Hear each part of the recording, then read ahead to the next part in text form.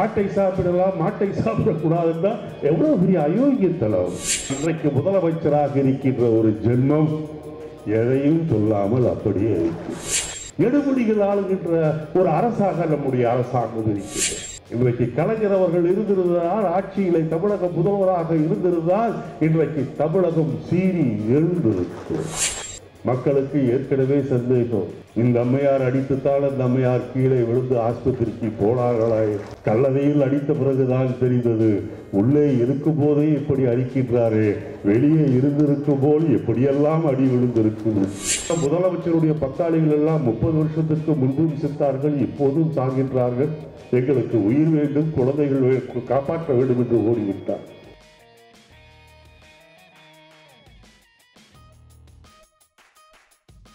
மாட்டுக்கறி இன்றைக்கு தமிழகத்தையே ஆட்டிக்கொண்டிருக்கின்றது, இந்தியாவையே ஆட்டிக்கொண்டிருக்கின்றது.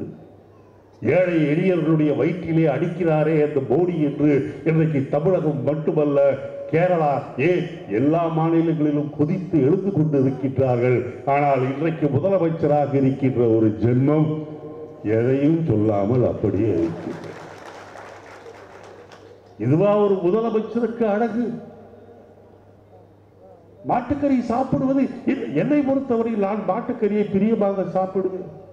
நான் மாட்டுக்கறியை இதே பெரியார் திடலில் பெரியார் அவர்கள் உயிரோடு இருக்கும் போது மாநாட்டுக்கு வருகின்றவர்களுக்கெல்லாம் 10 ரூபாய் வாங்கி கொண்டு மாட்டு பிரியாணி போடுவார். நான் இதை சாப்பிட்டு போயிருக்கின்றேன்.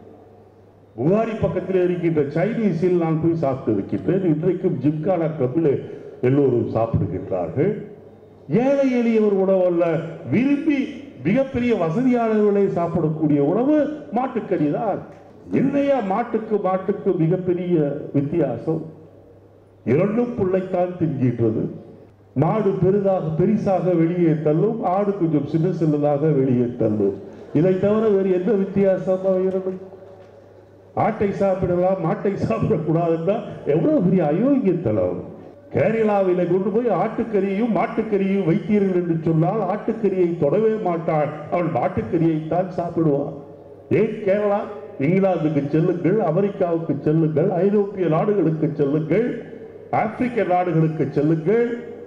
ஆட்டுக்கறியை யாரும் அங்கே சாப்பிடுவதில்லை, மாட்டுக்கறியை தான் சாப்பிடுகின்றார்கள். ஏன் நம் ஊரிலேயே பல இளைஞர்கள் இப்போது அந்த உடற்பயிற்சி கூடங்களுக்கு செல்கின்றார்கள். ஜிம் என்று சொல்கின்றோமே, அங்கே போகின்றார்கள்.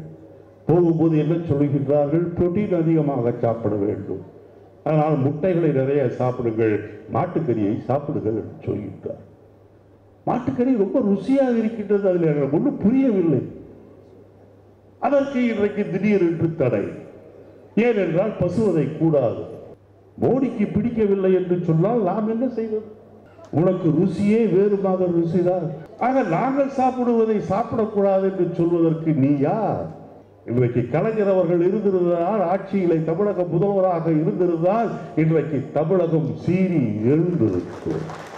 இன்றைக்கு எடுபடிகள் ஆளுகின்ற நேரத்தில் தமிழகம் இன்றைக்கு பக்கத்தில் இருக்கின்ற சின்னஞ்சிறிய ஒரு ஸ்டேட் பாண்டிச்சேரி. யாரு சின்னஞ்சிறிய ஸ்டேட் சொல்ல, நாராயணசாமி சொல்லிடாரு. அந்த முதலமைச்சர் முடியாது என்று சொல்கின்றார்.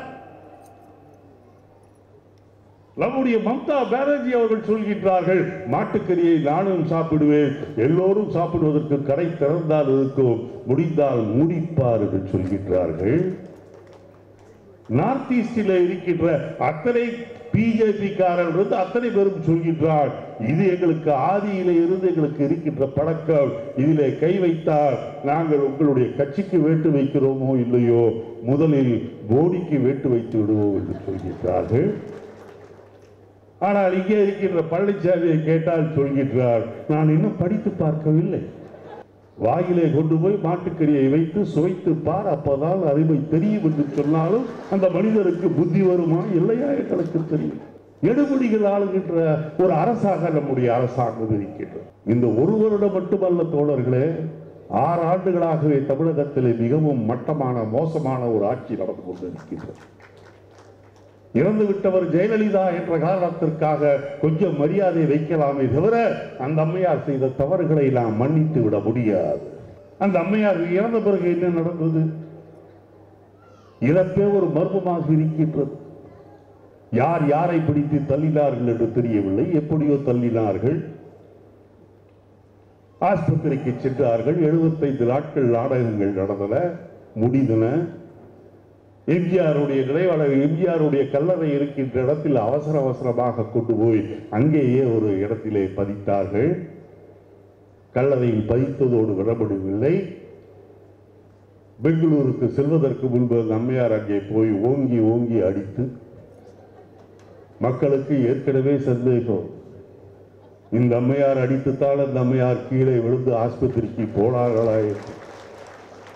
கல்லறையில் அடித்த பிறகுதான் தெரிந்தது, உள்ளே இருக்கும் போதே இப்படி அடிக்கின்றாரே, வெளியே இருந்திருக்கும் போல் எப்படியெல்லாம் அடி விழுந்திருக்கும்.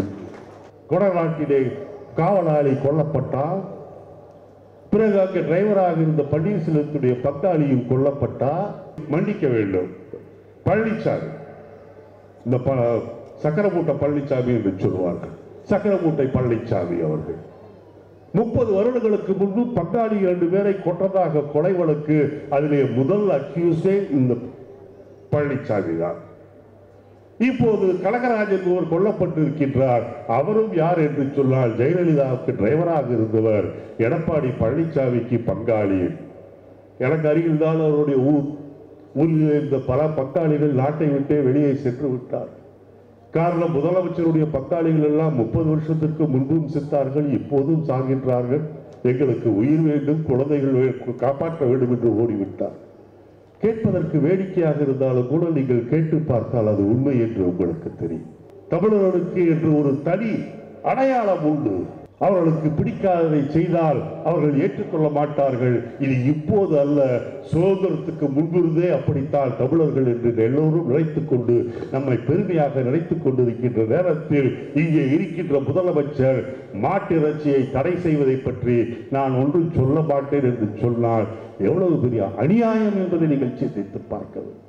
உலகமெங்கும் பரவி இருக்கும் தமிழ் நெஞ்சங்களே, உங்கள் பகுதிகளில் நடக்கும் நிகழ்வுகள், போராட்டங்கள், பிரச்சனைகள், அதிகாரிகளின் அலட்சியத்தால் புறக்கணிக்கப்பட்டுள்ள திட்டங்கள், லஞ்ச புகார்கள் மற்றும் சமூக அவலங்களை இந்த உலகிற்கு வெளிச்சம் போட்டு காட்ட விரும்புகிறீர்களா? உங்கள் செல்போன் மூலமோ அல்லது தங்களிடம் இருக்கும் கேமரா மூலமாகவோ பிரச்சனைகளை வீடியோவாக பதிவு செய்து எங்களுக்கு அனுப்புங்கள். உங்கள் பகுதி பிரச்சனைகளை உலகுக்கு வெளிச்சப்படுத்தி அப்பிரச்சனைகள் நீங்க வழி செய்வதுடன் உங்களுக்குரிய சன்மானத்தையும் வழங்குகிறோம்.